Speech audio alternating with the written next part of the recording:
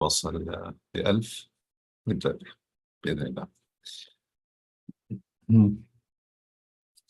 دكتور أشرف، نعم تفضل دكتور الحين. معك الدكتور عاصم عبد القادر. دكتور عاصم هنا. نعم موجود. نعم. موجود تمام. موجود الدكتور عاصم. خلاص شكرا. يلا على بركة الله.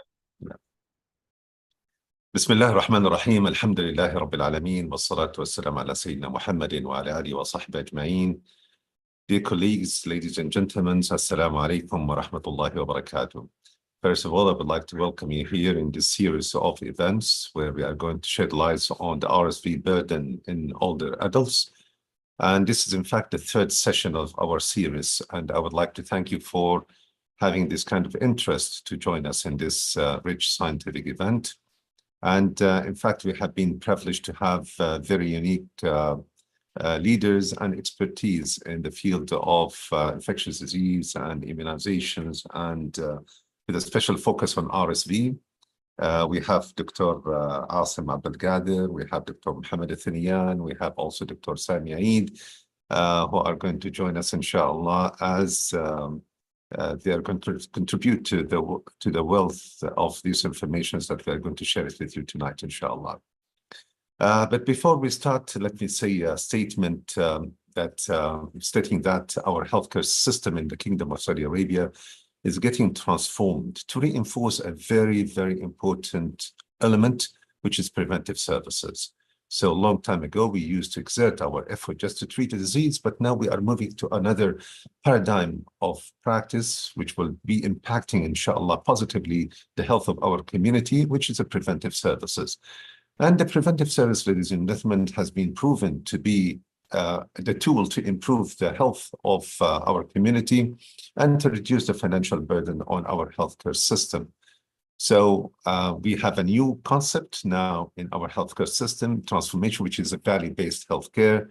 Value-based healthcare is providing a high quality of patients with a proper outcome minus the cost. And I truly believe that the primary care, all of you as a primary care physicians and family physicians, you are the right fit to implement this kind of concept. And you know, our specialty in family medicine primary care has many domains that has to be integrated together to formulate the concept of being easy accessible to the patient, holistic approach in our patient, in our interaction with our patients, and cost effectiveness. And the last one, which is very important, is the continuity of care. So we build a long-term relationship with our patient that extend the lifelong. And throughout this kind of relationship, we provide the patient with preventive, curative, and rehabilitative services.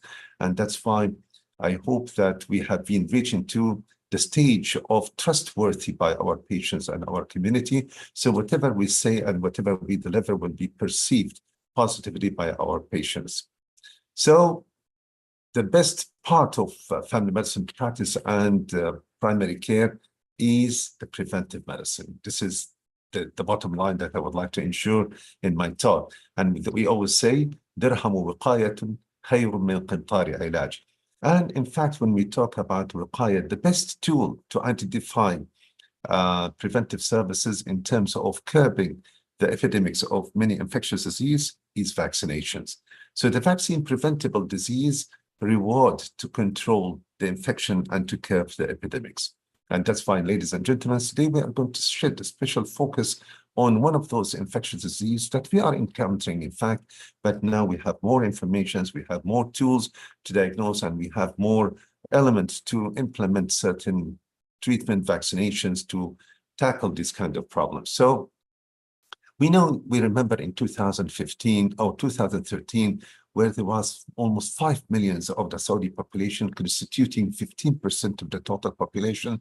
They had acute respiratory tract infections, and that's why these acute respiratory tract infections constitute a major health issues in our community. And majority of the local epidemiological study indicated that these infections of respiratory tract was mainly viral infections. Majority of them, they were viral infections. And this was related to the special feature of our country in the Kingdom of Saudi Arabia. We have the high mobility of large number of populations in and out as workers. And more important is the gathering of millions of Muslims in Mecca during the Hajj season, and even the Umrah. And we have been privileged by a blessing country, by Allah subhanahu wa ta'ala, that we host this mass gathering of millions and millions of people during Hajj, and throughout the year, millions and millions of people for Al-Umrah.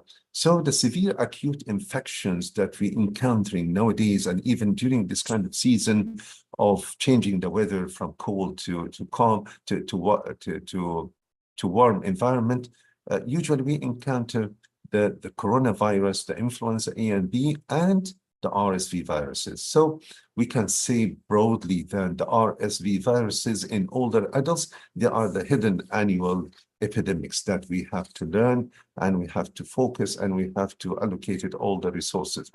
And unfortunately, all the clinical presentations of these kind of viral infections are indistinguishable. So in your clinic as a primary care, you cannot differentiate clearly, is it influenza or is it RSV or something else? So the limited awareness of the burdens and the impact among the HCPs and the public demonstrated that there is a need, an unmet need, or a gap in our perception toward this kind of disease. And that's why we're having this session to highlight all of us with this kind of new information that will enable us to diagnose and even to treat and to prevent more on top of all these things. So today, ladies and gentlemen, our learning objective will be the burden of RSV in elder adult. What are the symptoms that will enable us to identify them, and the timing and infections incidence throughout the year? What are the seasons, so we can anticipate and forecast what we are hitting in the future? What are the risk factors of the spreading of infections and the mode of transmissions in order to implement certain preventive tools, the measurement to reduce the risk, and ultimately we'll be learning in the most important station of our gathering is the vaccination for the RSV. For this, ladies and gentlemen, I would like to thank, in fact, the Saudi Society for Family and Community Medicine for having all these scientific activities under the umbrella of the Saudi Society. And I would like to thank also GSK for sponsoring this event, and I would like to extend my thanks also to ملتقى الخبرات لتنظيم المعارض والمؤتمرات for organizing this event. And without any further ado, I would like to mention that we are privileged today to have one of the very talented speaker in the field of family medicine, and in family medicine with a specialty like that what we have today for Dr. Asim is geriatric medicine. So that's why he will enrich our scientific gathering with a lot of his expertise in dealing with the high-risk populations, fragile and friable patients in our community. So Dr. Asim Abdul Qadir, he's a consultant physician and assistant professor of family medicine, preventive medicine and public health, and geriatric, executive directors of Family and Community Medicine Center at the Academic Medical Center of Imam Abdurrahman bin Faisal University in Dammam in the Kingdom of Saudi Arabia. And of course, I would like just to mention before we start with Dr. Asim some housekeeping notes. One of it is please try to register your Saudi Commission for Health Specialty appropriately, so you will be able to have the CME hours which is allocated for this scientific event, and try to put your questions in the Q&A bot, so I'll be able to deliver it to Dr. Asim as we go. And before we start, in fact, we have some pre-event testing. So let's go through the presentation. So this is our disclaimer for both of us, for myself and Dr. Asim. We are not GSK employees, and I would like you, ladies and gentlemen, just to scan this QR code, because you will be having the questions, so you can answer the questions, and then we'll repeat another QR for the similar questions at the end of the session, so we'll be knowing exactly what are the change in our perception towards the data and the information that we receive. So let's start with the first questions. Respiratory syncytial virus infections may occur in upper respiratory tract, lower respiratory tract, lower digestive tract, upper and lower respiratory tract. So which one is the correct answer? So choose one of A, B, C, and D.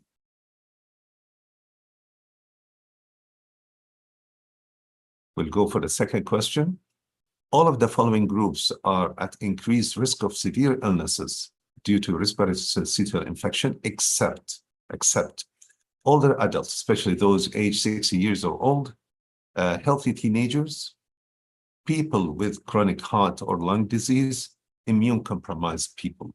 So choose one of them.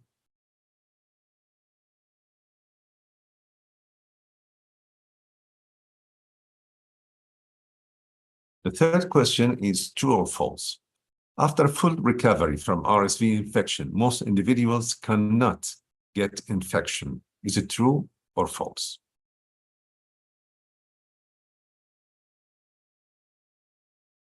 The fourth one, incidence rate ratio for RSV hospitalization in older adults with COPD, chronic obstructive pulmonary disease, is 2.3 to 3.6, 3.5 to 13.4, 3.7 to 6.5, 4 to 7.6, compared to healthy individuals.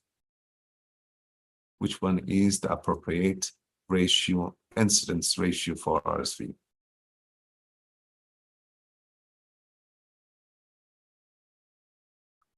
The next one is incidence rate ratio for RSV hospitalization in older adults with congestive heart failure compared to healthy individual. Is it 2.3 to 3.6, 3.5 to 13.4, 3.7 to 6.5, 4 to 7.6? So this is all the questions that I would like you to answer, ladies and gentlemen and colleagues. So just make yourself ready by these answers, and we'll repeat it again using another code. So we'll be knowing exactly how far we have benefited out of all the information that we are going to be through, inshallah. So without any further ado, I would like to leave the floor to Dr. Asim. And I would like to thank Dr. Asim for accepting the invitation and being part of this scientific gathering. Thank you. Thank you, Dr. Ashraf. Assalamu alaikum wa rahmatullahi wa barakatuh. Masa al-khair jami'an. First of all, I would like to thank the Saudi Society for Family and Community Medicine for organizing this event, and also the organizer from Multaqa al-Khibrat, GSK, for sponsoring this event, and of course our prominent host, Dr. Ashraf. Thank you for the kind invitation and the introduction.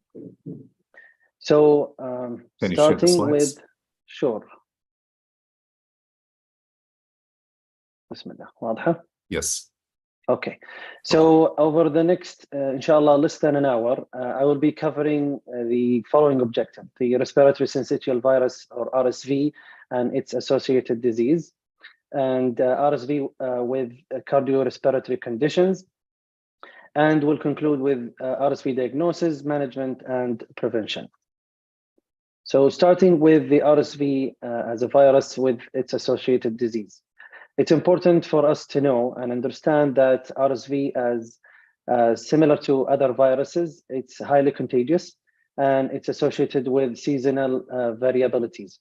Very closely related to influenza virus as a classic example. It can be transmitted between people by inhalation or contact with respiratory secretions, and it can also spread within the same household. Like any other respiratory virus, it can spread easily in close contact. So that's important to keep in mind when we think about the RSV in terms of spread and infection. Typically, people who got infected with RSV remain contagious for about 3 to 8 days. And older adults, it's important to note that they can shed the virus and be infectious for a longer period of time. On the right side of the screen, we can see the graph showing the seasonality of the RSV infection. Typically skyrocketing around the winter time, along the same time of the influenza season. So that tells us an important note here that RSV can spread along with other respiratory viruses in the same region. But it's also important to note that after the pandemic, the prevalence or the incidence of RSV have plateaued for a little bit after the precautionary measures that came with the COVID pandemic, as we have all experienced. Another aspect of RSV disease that we need to think about or keep in mind is that it usually or typically peaks in the extreme of ages. Small age or very young age by about 2 years old, and also the extreme of age among older adults, 60 years and older. Typically, whenever we think about or hear about RSV, we tend to think about children.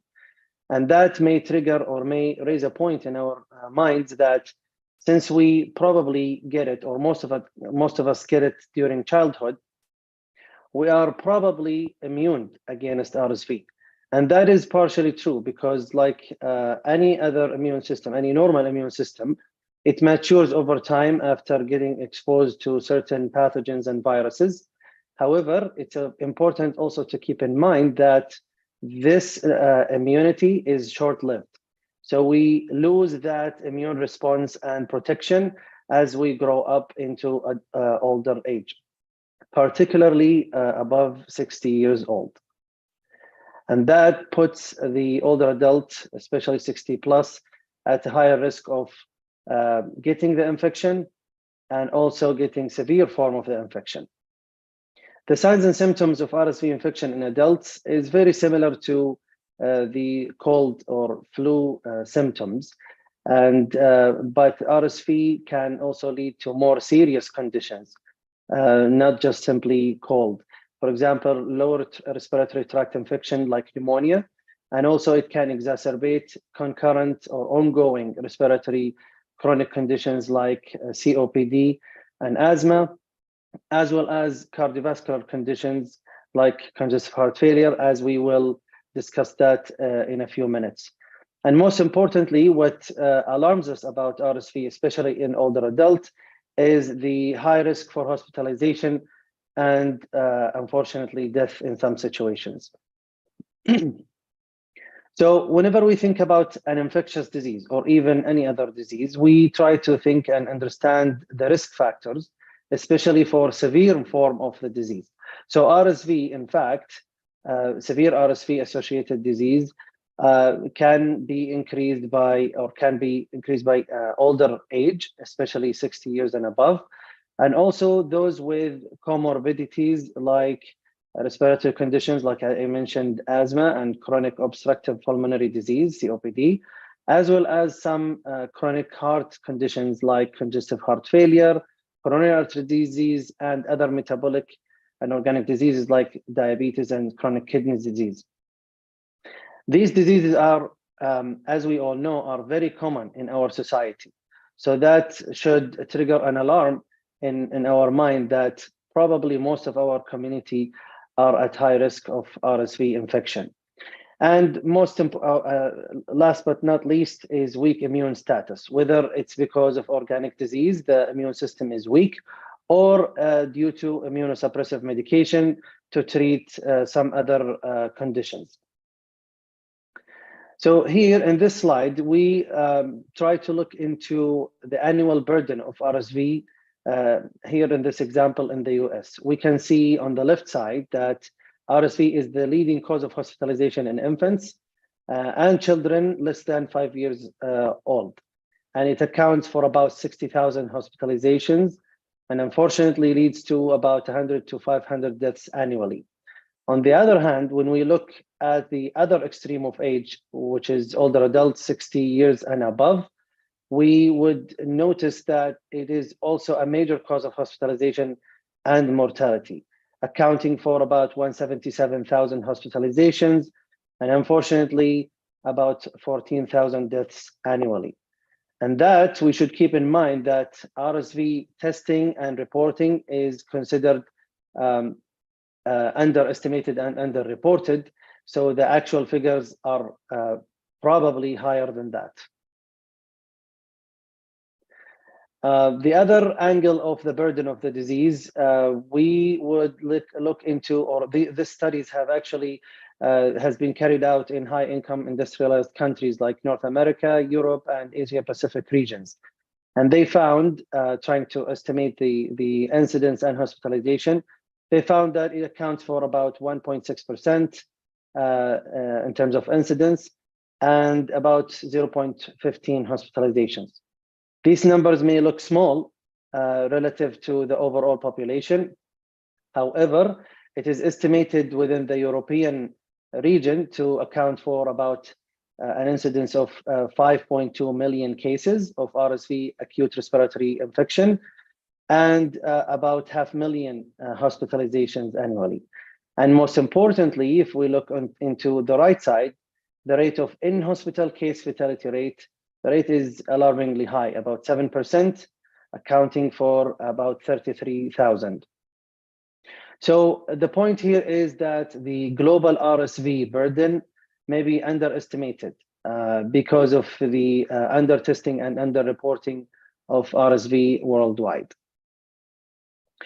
If we want to look deeper into the morbidity and mortality of patients hospitalized with RSV, we would see that here in a retrospective cohort study of hospitalized adults with a mean age of 75 years in Hong Kong, that included about 600 patients. It was found that among the study population, most of them, about 90%, had one or more comorbidities other than respiratory condition. And more than a third of them had chronic lung disease. And the outcome of this study found that the crude all-cause mortality rate was about 9% within the first 30 days and about 12% within the second or within the 60 days. On the right side here, we would look into another burden of the disease, which is how many of them have actually required ventilatory support or supplemental oxygen, and these numbers are definitely higher. Among those who had died of that illness, the direct cause of death was obviously pneumonia or COPD exacerbation, and some of them have actually had acute cardiovascular event. And the mean duration of hospitalization of the survivors was 12 days. The point of this study is that RSV hospitalization and associated infection or associated diseases carries high risk of mortality and higher length of stay for those who even survive the hospitalization.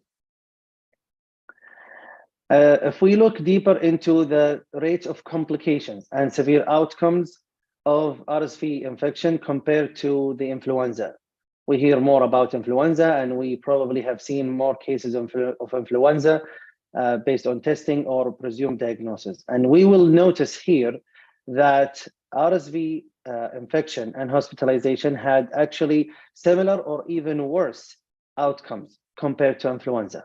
So when it comes to length of stay, more than 7 days and ICU admissions, and also respiratory outcomes, including pneumonia diagnosis, COPD exacerbation, and asthma exacerbation. And also when we look into the death within 1 year of admission, they had either similar or even worse outcomes for those with RSV compared to others with influenza.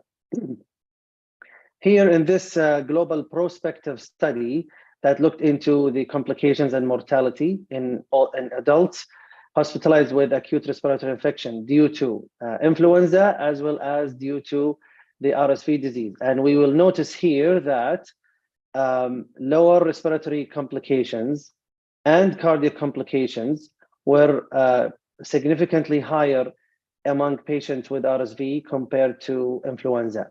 And most importantly, death during hospitalization was actually higher in RSV compared to influenza.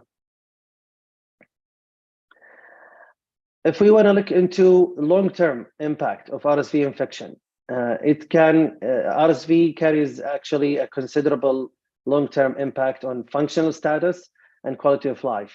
And these are very important measures when we think about older adults and when we assess their overall well-being and even prognosticate their longevity and life expectancy.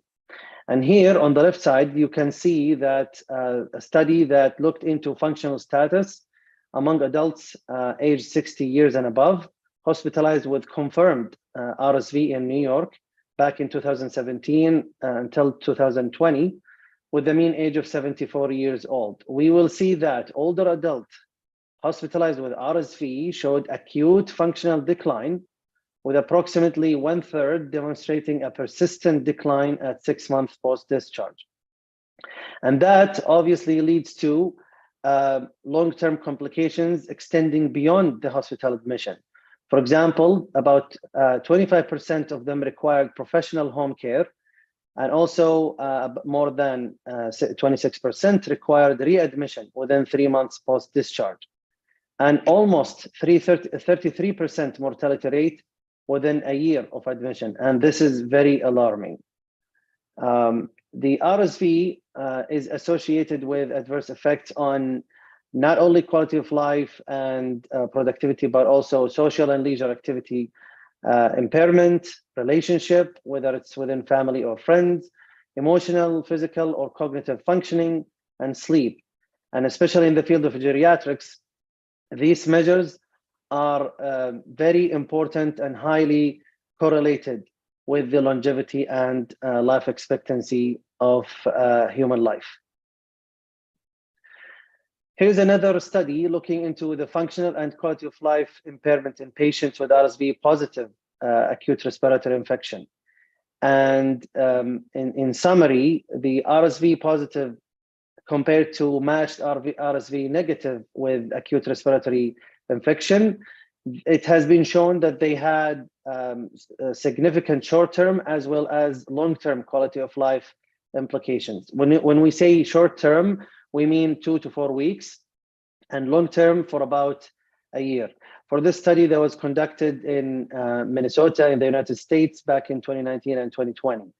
And the implications or the long-term complications that were observed for these patients is decrease in social functioning, limitations due to emotional problems, and also low energy levels or fatigue. And again, all of that lead to huge impact on the functioning of the older adult, as well as overall well-being and quality of life. So let's take another lens and look at RSV burden from economic standpoint. We would notice here, and as shown in this graph, it's comparing the economic burden of RSV patients compared to matched control across different age groups. So if we can see here in the gray and violet bars, we can see that clearly the violet bars, which represent RSV patients, had higher economic burden compared to other matched control. And this burden is actually showing in a significant difference starting at age 65 and above. In another recent study assessed outcomes associated with RSV infections in the US adults aged 60 years and above, during one RSV season, estimated an annual direct RSV related medical cost to be about $1.5 to $3 billion in one season. So let's move now into the relationship between RSV as a respiratory pathogen and cardiorespiratory conditions. As a classic example of respiratory conditions, as we mentioned earlier, chronic obstructive pulmonary disease or COPD and asthma. So the RSV infection has been documented to be a major factor in worsening of these conditions. For example, in COPD, it has led to longer hospitalization. It also led to accelerated lung functioning decline and also greater hypoxemia, which is one of the indicators for longevity and quality of life for COPD patients and their oxygen dependency. when they go back to their regular living at their home. And also it shows greater airway inflammation, which is also another trigger for frequent COPD exacerbation, as well as other cardiovascular condition, as we will mention shortly. On the other hand, for asthma, RSV infection has been shown to account for significant portion of asthma exacerbation admissions. It also enhanced the responsiveness to allergens, and we all know that the pathophysiology of asthma revolves around higher reactivity and responsiveness to allergens, leading to asthma exacerbation. And finally, RSV has been documented to alter antiviral immune response in asthmatics, leading to worsening of their ongoing asthma and worse asthma exacerbations. So if we look at those with COPD and asthma exacerbation, we will find that RSV has been detected in 10% of acute exacerbation of COPD. And that's very important when we think about preventing exacerbation for those with COPD on the long term. In another prospective study that included about 1,400 hospitalized patients, RSV was accounted for almost 12% of hospitalizations for COPD and more than 7% of hospitalizations for asthma. Another study also among adults aged 18 years and above, hospitalized with RSV acute respiratory infection across 12 countries, found that 26% had COPD exacerbation and 13% had asthma exacerbations. So the point here is RSV can worsen COPD and asthma and COPD can also lead to worse RSV infection and hospitalizations. So this slide shows a systematic review of pooled data on prevalence of respiratory viruses in patients with acute exacerbation of COPD from 19 studies with a sample of more than 700 patients. The bottom line of this systematic review shows that rhinovirus, RSV, and influenza were more frequently detected in lower respiratory tract compared with upper respiratory tract samples. So the fact that RSV here is among the top 3 respiratory viruses accounting for these lower respiratory tract infection highlights its importance and its prevalence in this large systematic review. So how about the risk of RSV-associated hospitalizations in general? So this result of a large prospective study estimated the incidence of RSV-associated hospitalizations in 2 regions of New York State in the States, in the United States, back in 2017 to 2020. That included more than 1,000 cases. Here they found out that as the age goes up, the risk or the incidence of RSV-associated hospitalization increases, as shown on the graph on the left side. On the right side table, it shows also the most common comorbidities associated with hospitalizations due to RSV infection, especially among those who are 50 years and above. We will see here as one of the questions in the pre-lecture asked about the incidence rate ratio for these common comorbidities. We find that the most common one is COPD from 3 to 13 incidence rate ratio, followed by congestive heart failure between 4 to 7. And then coronary artery disease and asthma and diabetes were also associated with RSV hospitalizations. If we look into underlying comorbidities, underlying conditions that are common among older adults hospitalized with RSV, so the other way around, we will also notice the same pattern of chronic diseases. We will see that Those hospitalized with RSV, as shown in this study in Kaiser Permanente back in 2011 to 2015, congestive heart failure, diabetes were among the top, followed by COPD and ischemic heart disease and asthma. But if we look into the proportion of those with these chronic diseases experiencing exacerbation, we would clearly see that 80% of those with COPD have experienced exacerbation during RSV-associated hospitalization. So again, highlighting the point of RSV can worsen certain cardiorespiratory conditions, and also along the same lines, these cardiorespiratory conditions can also worsen the RSV infection and also the outcomes of its hospitalizations. Here, this interesting graph highlights a very important point that was also included in the pre-lecture questions. Persistent RSV infection in patients with COPD is associated with accelerated decline in lung function. So anyone who got RSV infection is definitely prone to getting exposed to it and infected with it again, as I mentioned earlier, when the immune response fades away. And that, when it happens, we would call it chronic infection. When a person get exposed to the same virus and get infected again and again, as evidenced by the RSV positive test.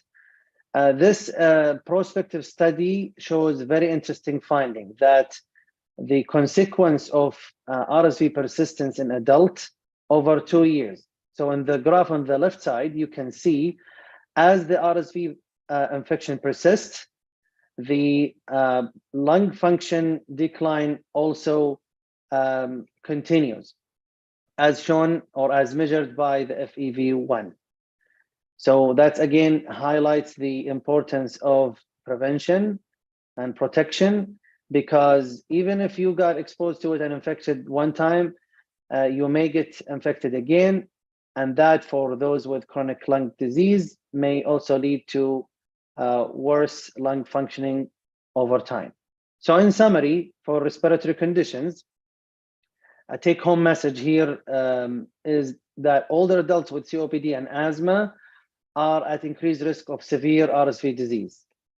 And high proportions of older adults hospitalized with RSV experienced COPD and asthma exacerbation. And finally, persistent RSV infection is associated with decline in lung function and higher airway inflammation in patients with COPD. Now, moving on to cardiovascular conditions. As we all know, the cardiovascular system is very well connected with the respiratory system. So it's no surprise that people with cardiovascular disease are at increased risk for severe outcomes from respiratory tract infection, as these acute respiratory infections may trigger cardiovascular disease or even worsen the ongoing disease by increasing the chances of complications such as congestive heart failure, myocardial infarction or ischemia, and atrial fibrillation. So it's imperative to note that heart failure and myocardial infarction and atrial fibrillation causes significant long-term morbidity and mortality. And the mechanism for that is, we believe that acute viral infection triggers some pro-inflammatory cytokines, such as interleukin-6, interleukin-1 beta, and TNF-alpha. And for those with risk of for heart disease with pre-existing vulnerable plaques, for example, these pro-inflammatory cytokines may trigger plaque rupture and disrupt the arterial lining and start the process of clotting formation. And that, as we know, may lead to thrombosis and then lead to MI or even other cerebrovascular disease. So that's an evidence and showing the link between the RSV as one of the respiratory viruses with acute cardiovascular disease and cerebrovascular outcome. Now, let's take a deeper look into cardiovascular complications following RSV infection in older adults.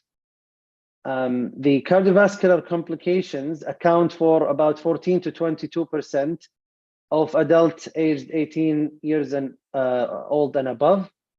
And also, RSV is believed to be associated with exacerbation of an ongoing or concurrent heart disease like heart failure, arrhythmia, and MI. In a study in the US, during the hospitalization, more patients with RSV than influenza developed cardiovascular outcomes, 29% compared to 27% respectively. And when we look at the outcome in terms of survival and mortality following hospitalization with RSV, the study shows poorer outcomes and poorer survival among adults with CHF or with CHF exacerbation compared to patients without CHF at baseline. On the right side, the graph shows the incidence of hospitalization for acute MI in the first 7 days of viral infection.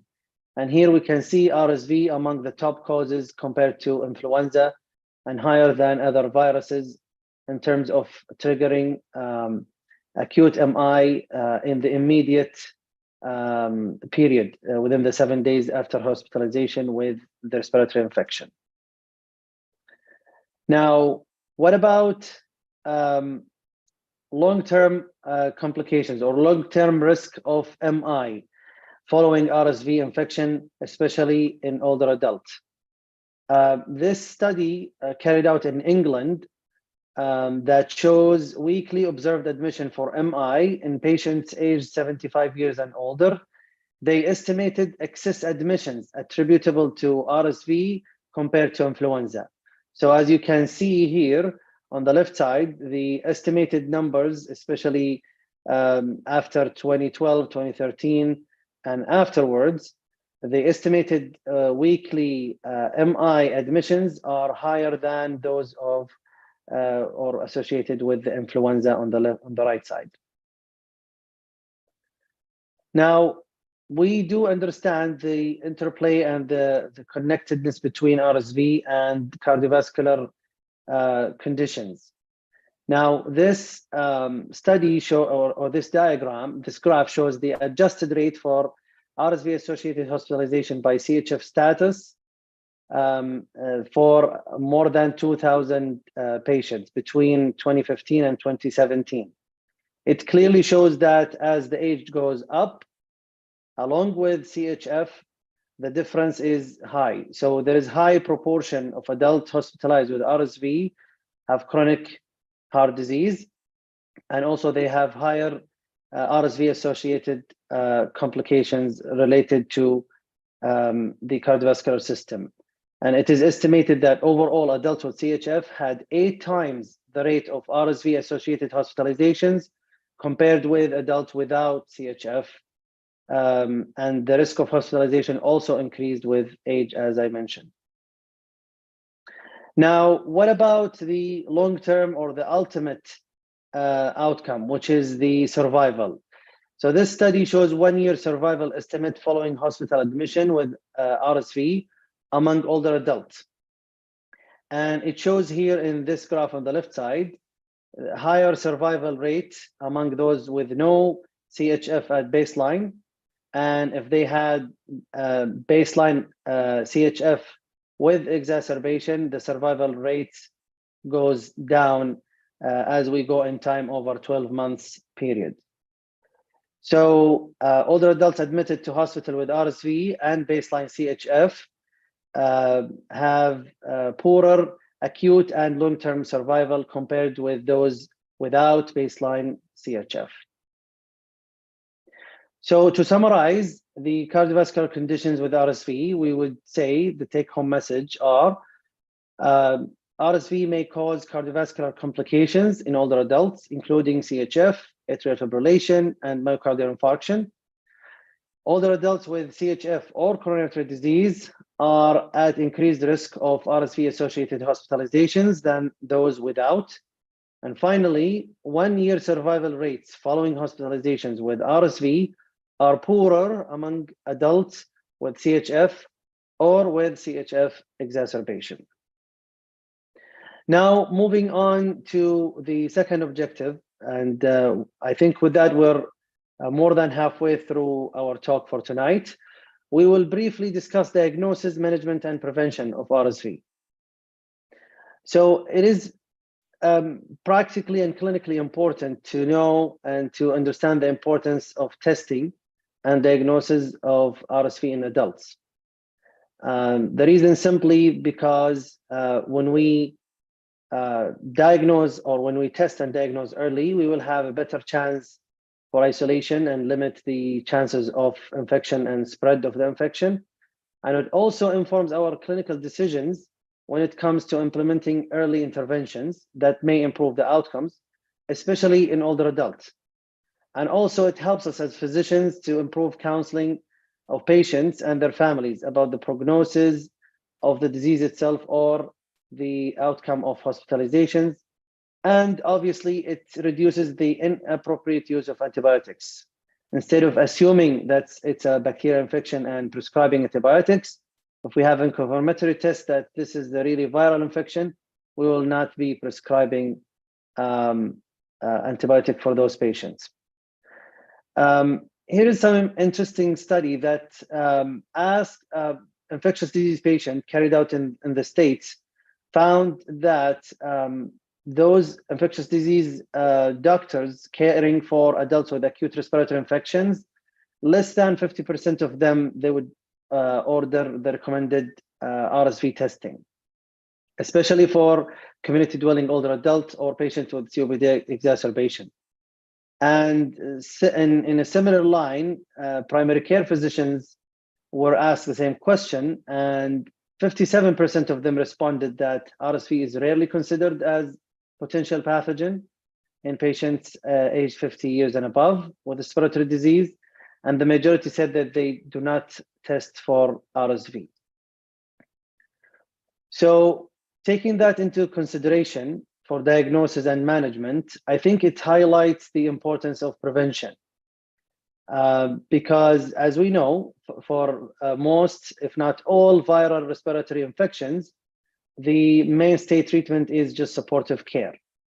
So instead of, or before reaching to that point, we would invest more and actually it'll be more cost effective to implement preventive strategies like vaccines and other non-pharmaceutical preventive measures to protect people from RSV, especially those at higher risk like older adults. So now let's quickly shed some light on the vaccine.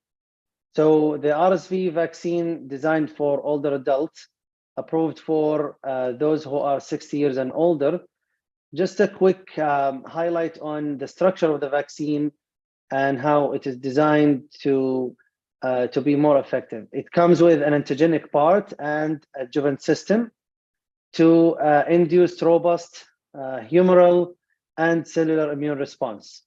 And that has been shown to be to show high protection rate and longer protection time after getting the vaccine, especially for older adults with comorbidities. Now, we know that it's indicated for one vaccine for all adults 60 years and older. And currently there is a pivotal efficacy study called RSV 006.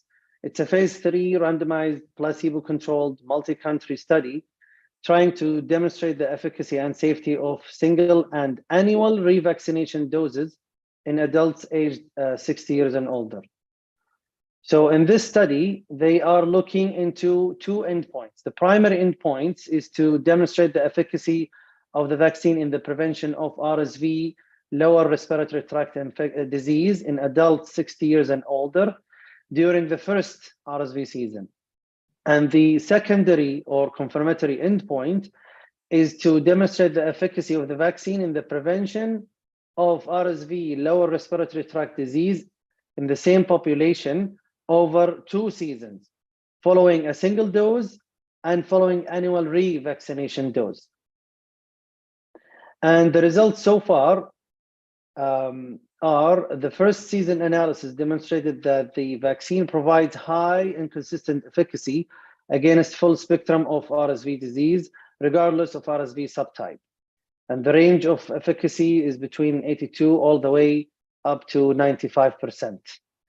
And it also showed that one dose of the vaccine provides durable efficacy against the RSV-associated infection for 2 full RSV seasons, including against severe RSV disease, which is the one that we fear the most, especially in older adults, and especially those with underlying comorbidities, as we mentioned earlier. So at the moment, for now, revaccination after 12 months does not appear to confirm additional efficacy benefit for overall population, but future data may inform optimal timing of revaccination if at all indicated. In terms of safety, this study shows that the vaccine is well tolerated with an acceptable safety profile. Most solicited reactions of mild to moderate intensity and transient, a couple days, like 1 to 3 days, like any other vaccine. And the reactogenicity and safety profile of the second dose were in line with the first dose. So there is no red flags or alarming safety profile for the second dose for now, but it's not currently indicated, as I mentioned. So one may ask, especially as I mentioned earlier in my presentation, that the seasonality of RSV infection, it typically go along with the flu season. So how about if we do co-administration of the RSV vaccine and the influenza vaccine? Here, the study found that the co-administration showed no evidence of clinically meaningful immune interference with respect to available immunogenicity results. And also, in terms of safety, the co-administration of the RSV and influenza vaccine was well tolerated and acceptable. So in conclusion, the totality of available evidence across 3 phase 3 co-administration trials support concurrent administration of these 2 vaccines without any problems. So with that, I conclude my presentation. Thank you very much for your attention, and the mic goes back to you, Dr. Ashraf. Thank you so much, Dr. Asim, for these wonderful presentations that you have taken us in a journey, starting from explaining the RSV as a disease and going through the different association of the disease with COPD and congestive heart failure, and then landed in the remedy of protections in terms of the vaccinations. So thank you so much. And now, ladies and gentlemen, after all these information that we have received from Dr. Asim, I would like to welcome Dr. Mohammed Athanian. He's a preventive medicine specialist and holds his degree from University of Michigan. He's part of the National API team since 2016, managing the national vaccination coverage unit.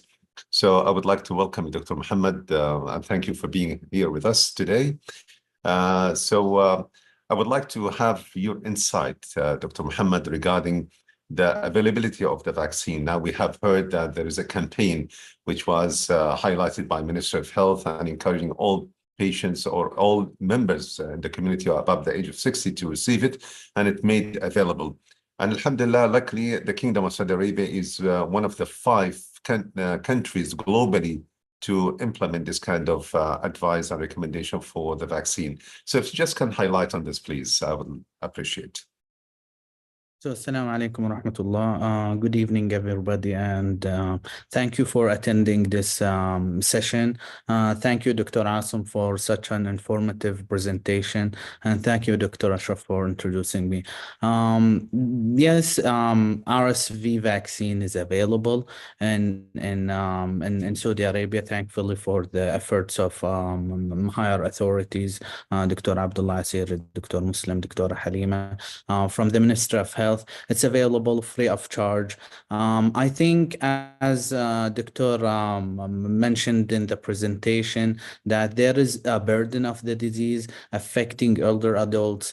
And I think one of the studies that why we're targeting older adults, it's as Dr. mentioned in the presentation, older adults, they are the patients or our concern that most of them are having chronic diseases, whether cardiovascular, pulmonary diseases. So to cover the vast majority of the population who is having comorbidities, we chose the studies showed actually choosing such age of older adults is the appropriate approach of administrating the vaccine. So the vaccine is available. I really encourage all the physicians to encourage their patients to make appointments through صحتي app and go take the vaccine. It's available free of charge for everybody, actually. Okay, it's available everywhere, Dr. Muhammad, in all primary healthcare and even hospitals, I believe. Yeah, Okay. definitely. It's free of charge for everybody. It's available in the primary health centers through the link of vaccination clinic. So the pathway will be booking an appointment. They will the app will show them the nearest primary health center to them, to that location that the vaccine is available. They can book an appointment. They will see the family physician. He will just check their vital signs if they have, let's say, a fever or contraindication for the vaccine, if they have previous allergies to a certain vaccine, such information, general information, then they will be going to the vaccination clinic and having the vaccine. Okay, so this is a call for action for all the primary care physicians, family physicians to recommend for the vaccine, because recommendation is very important to just to convince the patients that this is one of the very essential vaccination that could prevent certain comorbidities and serious complications of the disease, in special focus patients who are at risk above the age of 60. And we know the profile of our patients in the kingdom here. Most of our patients at that particular age, they have multiple comorbidities. So apart from the immunosenescence and the reduction in the immunity because of the age, there is additional factors that reduce the immunity more and more. So this is a call for action. If I may elaborate, Doctor, thank you for mentioning that. It's our responsibility actually as a healthcare workers. The population trusts us with their lives. Okay, so we should always consider the most beneficial actions for them. So I think sometimes taking the action and giving them more time to convince them about the vaccine, even like good habits, eating healthy, having more physical activities. This is one of the pillars actually, is introducing them to vaccines and talking to them about how such virus can affect their health. So it's our responsibility to give them that time and convince them with what's the appropriate action. So I think our responsibility is vast nowadays. Like to reach our goal of increasing the burden, whether financially or even as a patient point of view, to have less burden on their physical health. Thank you, Dr. Muhammad. I think this is a very important point. Now, it's good for three of us to discuss it, because of adult vaccination is still considered to be one of the big challenges, not only locally, but also globally as well. It didn't reach more than 30 to 40%, the maximum. And in spite of having the pediatric vaccinations reach up to 1995. So there is some kind of discrepancy. Those parents who bring their kids, and they are very keen to have to protect their kids, they are not in the same position to protect themselves when it comes to adult vaccination. Dr. Asim, what do you think the problem regarding vaccine hesitancy from adult populations? I actually agree with you and also Dr. Muhammad on this point.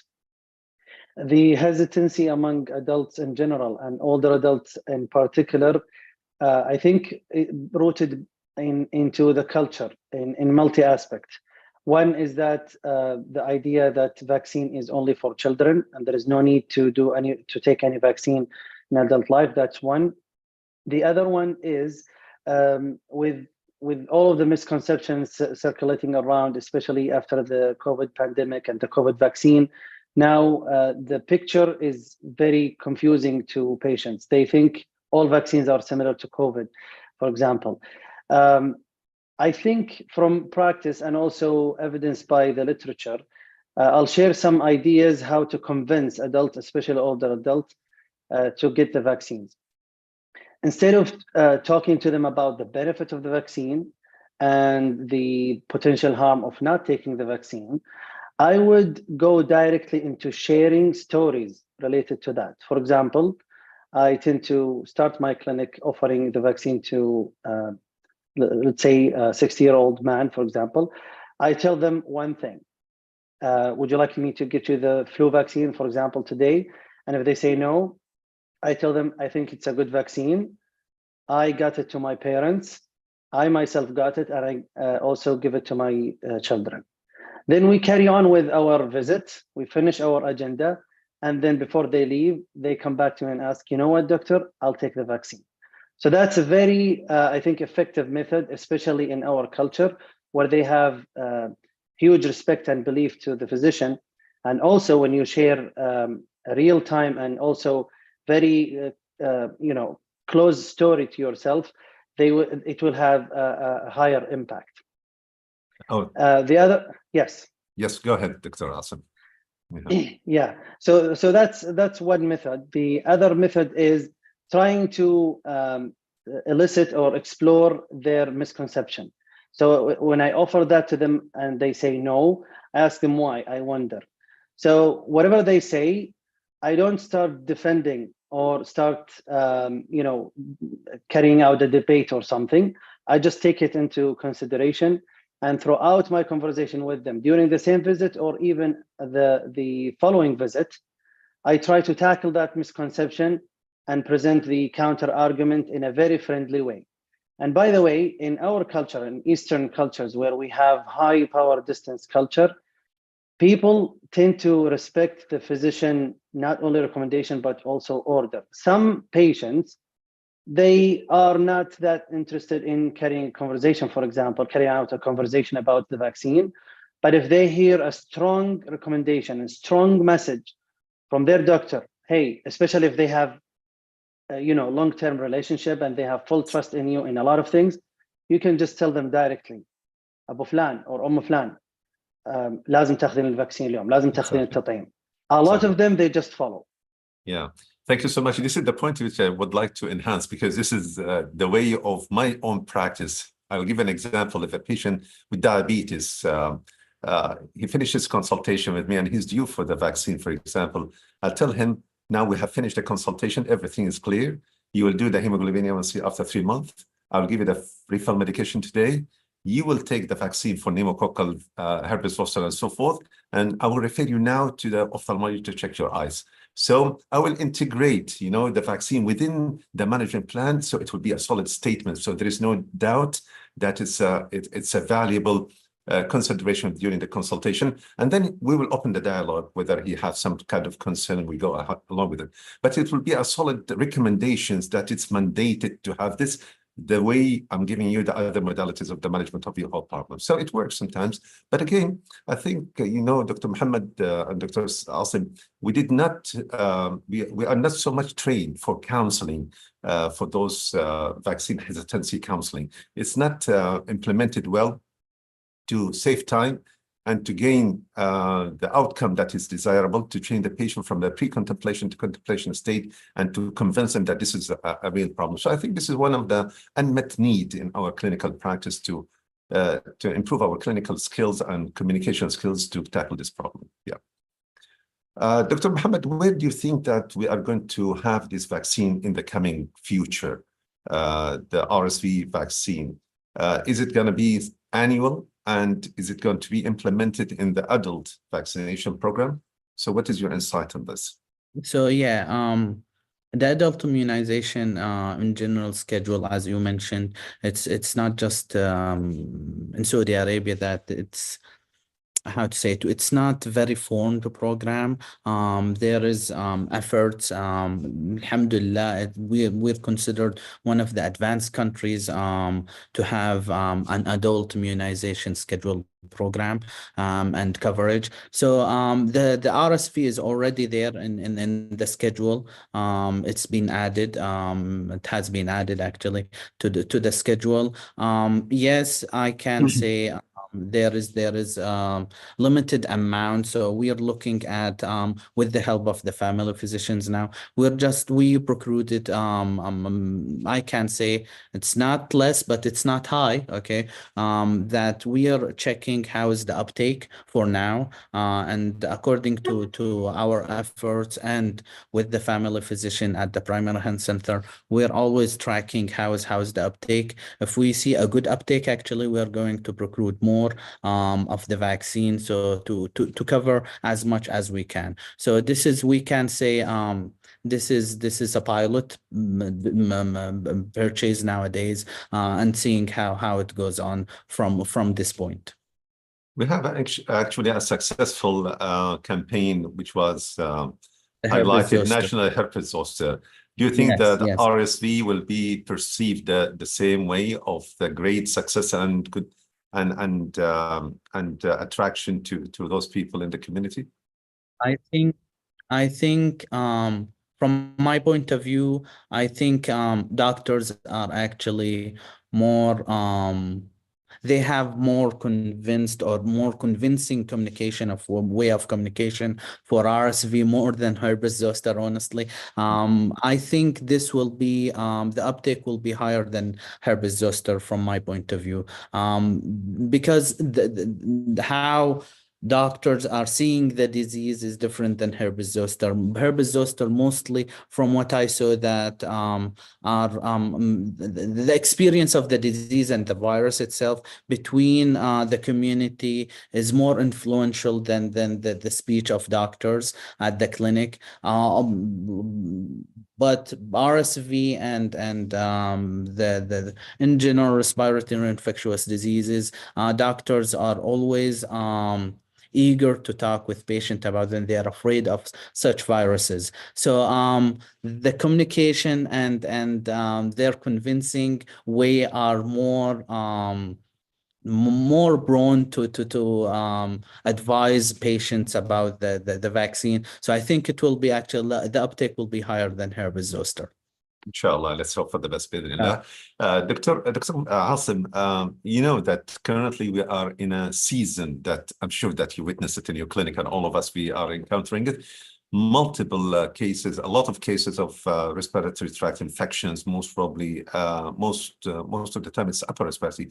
So how we can differentiate clinically from the symptomatology point of view between influenza A, B, RSV, and even COVID, because these are interrelated together, interchanging, in their existence nowadays in this season. From your clinical experience, what is your recommendation? So I do agree with you with this kind of symptomatology that we face, especially in the flu season that we call it, or the winter time. Most of the respiratory viruses, especially the causing the upper respiratory infection, have the same or similar symptomatology. I think it's clinically kind of challenging to differentiate between different types of viruses, flu, RSV, adenovirus, and others. But what I would say is, and I always think that way, what are the things, or what are the questions, or what are the tests that may change my management? So, and especially in vulnerable population, like extremes of ages, very young and very old, and especially those with comorbidities, I would pay more close attention to them, trying to dig deeper into their symptoms and trying to determine or link that with the risk factors of having severe disease or the probability of being hospitalized. Having that said, among those patients, let's say 60 plus years old, comorbidities, acute respiratory infection, here I would think more about testing, whether it's for flu or RSV and others, to inform my decision about what to do next, and be vigilant about the following steps, whether for the patient or the family. as I mentioned in the talk, to limit the spread of the infection and also to imply the preventive measures. So in short, I think based on symptoms only, it's quite challenging. Even for COVID, we tend to kind of think about loss of smell as a pathognomonic feature. But nowadays, we know that a lot of people, infected with COVID, they don't necessarily show that symptom. So I would think only on the high-risk population and be vigilant about digging deeper and consider testing if available. But again, the treatment, Dr. Asim, for all these kind of infections is symptomatic treatment. So we treat the symptoms because there is nothing very specific to any one of them. But how about using antiviral? Do you have any kind of recommendations, antiviral for RSVs infection? Not RSV particularly, but for flu, we have clear recommendation that we can start the medication during 72 hours of the onset of symptoms, like oseltamivir medication, but not in particularly with RSV. Not sure if you have other experience or another point of view in that regard. No, totally agree with you. Yes, there is. There is no recommendation to use, in fact, for the RSV. But again, symptomatic treatment is the choice. There is a question that's very interesting came now. And it's for all of us, to answer it. Why the cutoff age for herpes zoster was 50, while the RSV is 60? And both of them were talking about immune-compromised patients. So is it related to the studies that has been conducted and identify for that particular disease is 50 and the other disease is 60? Or there is something, you would like to, highlight? From my point of view, based on my understanding of the studies involved in both, I think it's more or almost entirely based on data. We know that the immunity or the immune response declines as we age, especially after 50. But the studies of the effectiveness of the RSV vaccine and also the RSV incidence are more prominent after the age of 60. Yeah. So it makes more sense, and the cost effectiveness and the benefits. Yeah, Dr. Mohammed. So yeah, I totally agree with that. The cut point was totally based on statistics and epidemiology studies. So as you mentioned, it all was based on the effectiveness of the vaccine and the burden of the disease on this age. So yeah, that was the decision for having it above 60.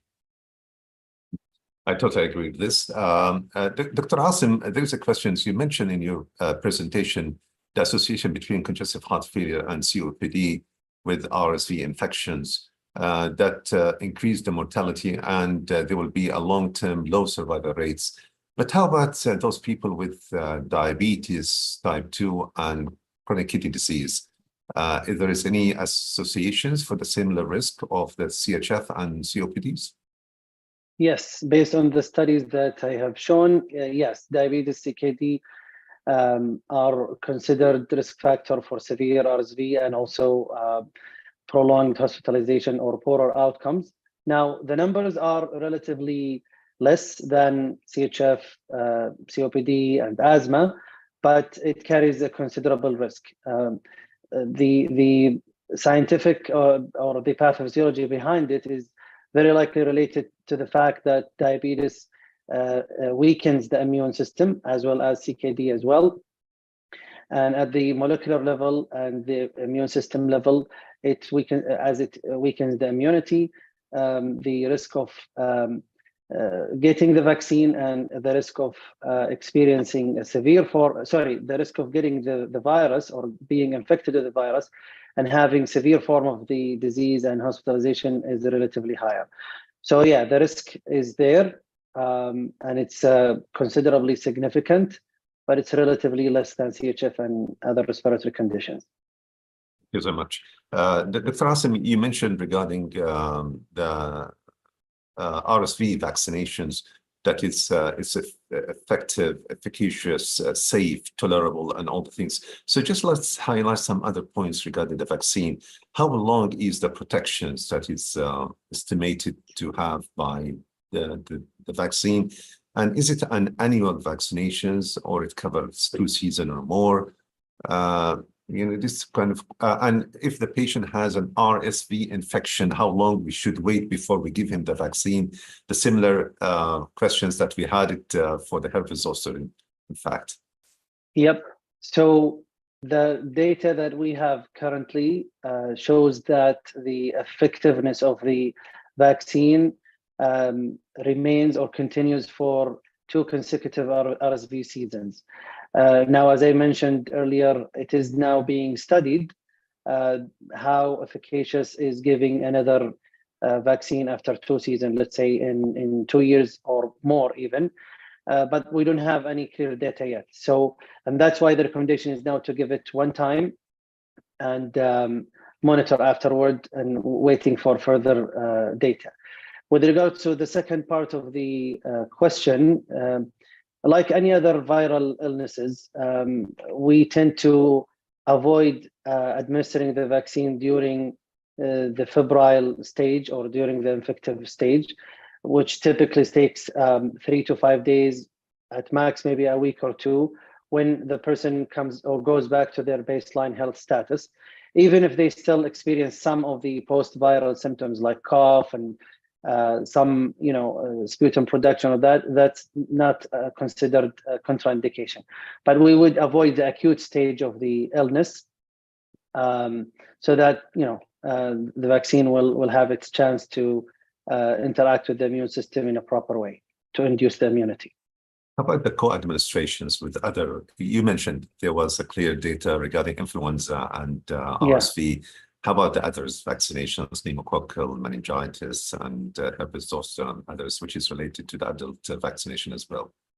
Yeah, so generally, as a rule of thumb, co-administration of 2 or more vaccines are considered safe in adults. Now, we have to be careful with adults with comorbidities or who are frail and very ill. We would separate them by a week or 2 to again give the immune system and give their body the chance to interact and induce a proper immune response. Now, we all know that during the season, for Hajj season, we do administer about 3 vaccines together, right? Pneumococcal or meningococcal, flu vaccine, and the COVID vaccine all together with a great safety profile. So along the same line, we would do that as well. Now, special attention and consideration to those with immune compromised status, like those with HIV or with or taking immunosuppressive medications. I would suggest for those patients to consult with their ID or immunology doctor just to make sure that we're not interfering with their ongoing treatment plan. Okay. Dr. Mohammed, because we are approaching the Hajj season, do you think that the RSV vaccinations campaign should be very aggressive, in this kind of period of time, because we are going to witness a mass gathering and a change in the landscape of the upper respiratory tract, which will be very predominant?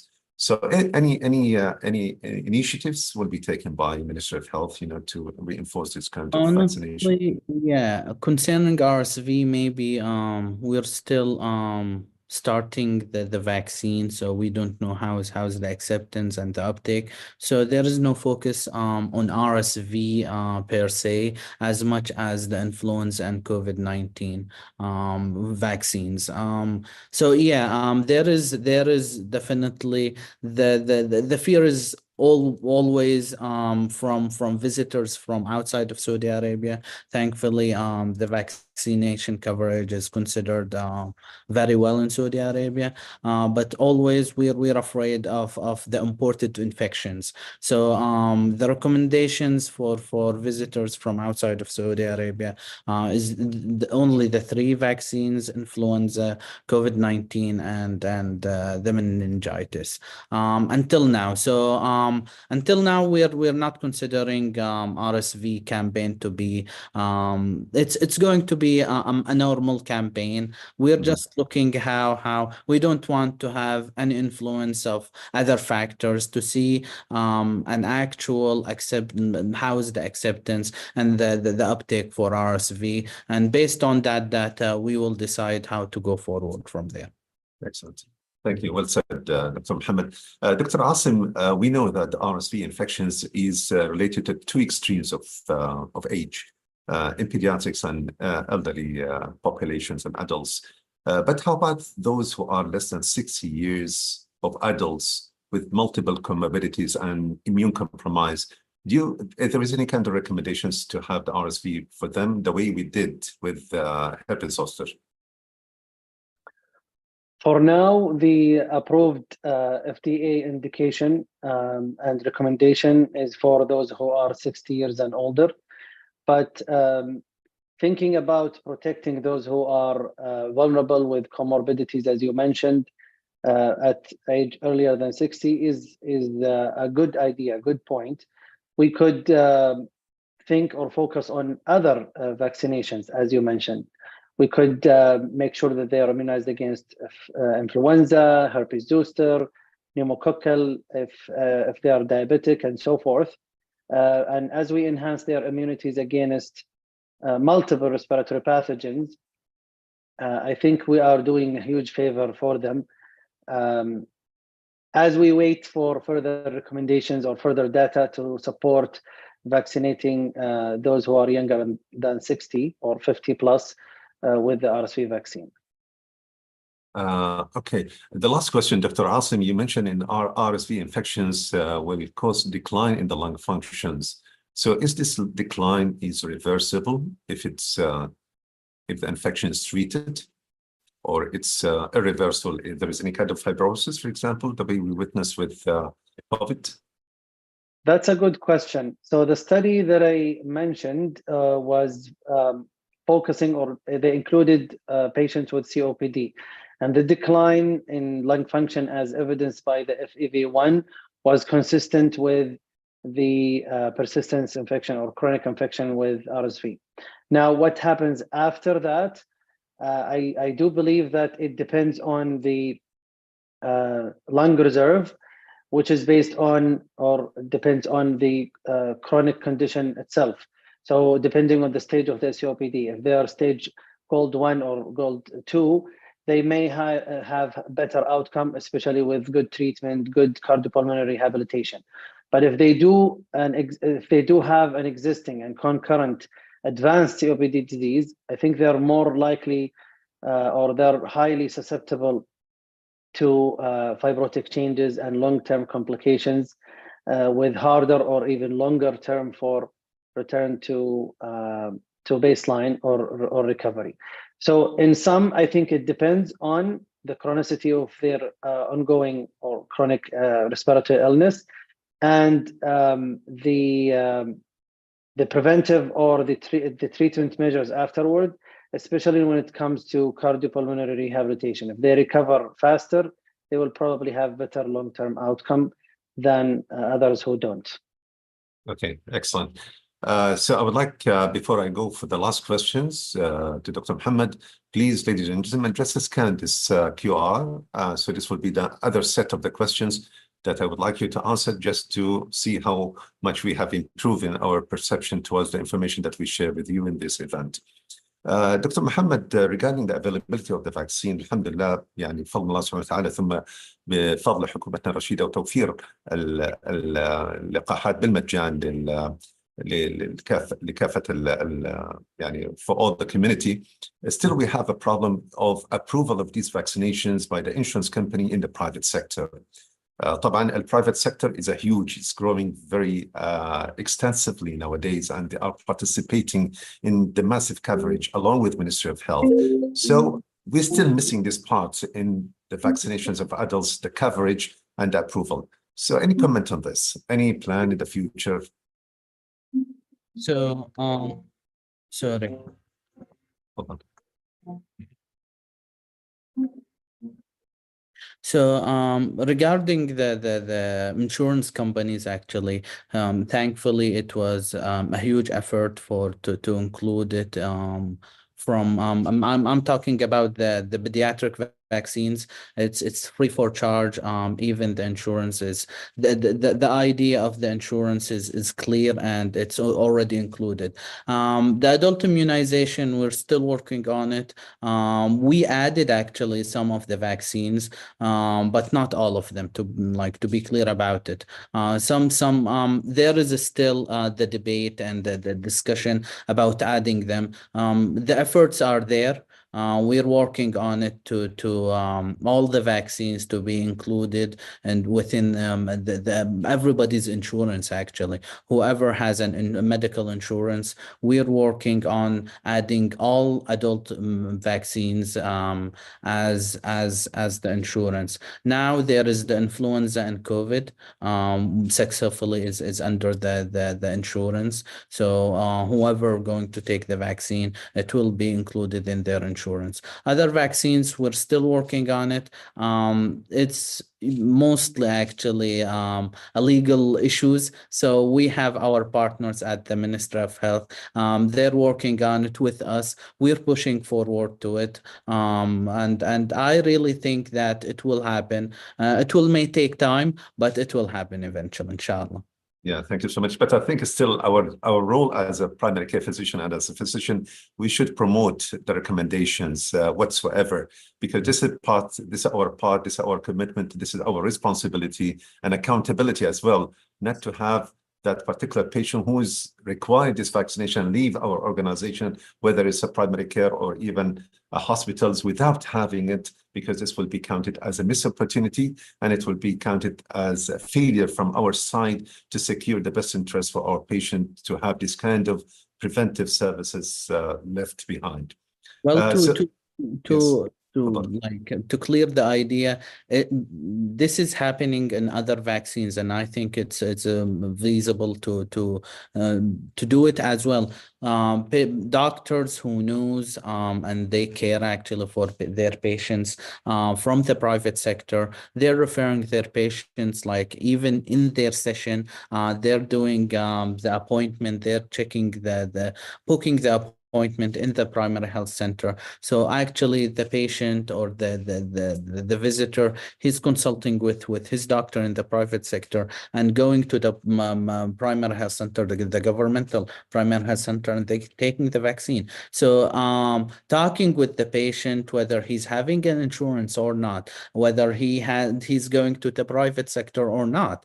So talking with our patient, and convincing them with the vaccine, that's our responsibility. So not having medical coverage is not an excuse for us. Like, he's from the private sector, I will not mention it to him. He cannot pay it, for an example, or so. Like, it's not a reason for us not to talk about it. Well said, Dr. Mohammed. And this is our practice in private sector. We send patients to the primary care of Ministry of Health to receive the vaccination free of charge.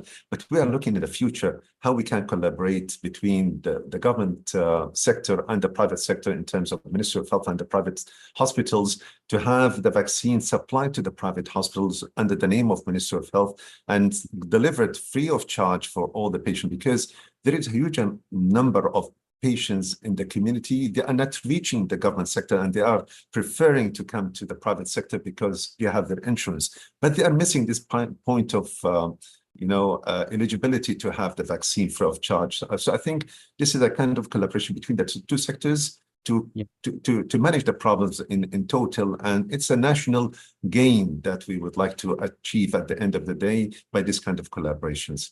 Thank you so much, very much. So let's go, ladies and gentlemen, for the questions again. So this is the first question after you scan the code. I hope that you will be answering the questions much better than we started.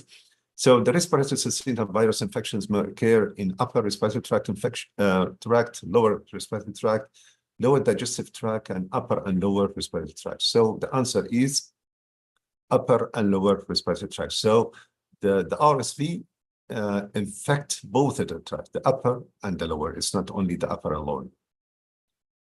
The second question is, all the following groups are at increased risk of severe illnesses due to the respiratory syncytial virus infection, except what? Is it older adult? Yes. is it healthy teenagers? Except healthy teenagers, of course, because they are not considered to be at risk. So at risk are older adults, people with chronic heart and lung disease, as we have seen in the trials mentioned by Dr. Asim, immune-compromised people, of course, because of aging and because of other comorbidities. So except the healthy teenagers. The other question is true or false. After full recovery from RSV infection, most individuals cannot get reinfection. No, it is not true. So there is a trials and there is a compelling evidence that there is a possibility to have reinfection after the first episode of the first infection. The incidence rate ratio for RSV hospitalization in older adult with COPD compared to healthy individual. What is the incidence? The incidence, of course, is very high. So it reached 3.5 till 13.4. So this is the high incidence ratio for the hospitalization for those people who are elderly with COPD and RSV infection. The last question is incidence rate ratio for RSV hospitalization in older adults with congestive heart failure compared to healthy individual. It's about 4 to 7.6, as it was mentioned in the presentation of Dr. Asim. So with this, ladies and gentlemen, I would like to thank you very much for being with us here in this wonderful gathering and wonderful scientific event, which was the continuation of our intensive series of scientific events to uplift our competencies towards RSV viruses and the availability of the vaccine, which has been highlighted by all the compelling evidence to be efficient, efficacious, and safe, tolerable, and it gives a good immunity for those people at risk. Just remember that 60 years and above with comorbidities, there are patients at risk of having the RSV infections. So RSV associated with comorbidities associated with mortality and morbidities, and decrease the quality of life and decrease the survival rate for those people who are elderly with this kind of comorbidities. With this, and on your behalf, ladies and gentlemen, I would like to thank our guest speakers today, Dr. Asim Abdul Qadir, for his wonderful contribution to the scientific content of these presentations and this event. Special thanks goes to Dr. Mohammed Thaniyan, who has been with us in the series of the event, highlighting the most important part of the recommendation of the Ministry of Health to implement these vaccinations in our recommendation to our patients in primary care. And as we heard from Dr. Mohammed, the vaccine is available in all primary care across the nation. And we are going to continue with our recommendations till we prove that there is a good attraction for people at risk to have this vaccine, and then we will go ahead with the massive campaign, inshallah. A special thanks goes to Saudi Society for Family and Community Medicine for being with us all the time, supporting this kind of event. And I'm representing the Saudi Society and I would like to thank all the colleagues who have been behind this scientific content as well. Special thanks goes to GSK company for sponsoring, and special thanks again go to Texas company, ملتقى الخبرات لتنظيم المعارض والمؤتمرات.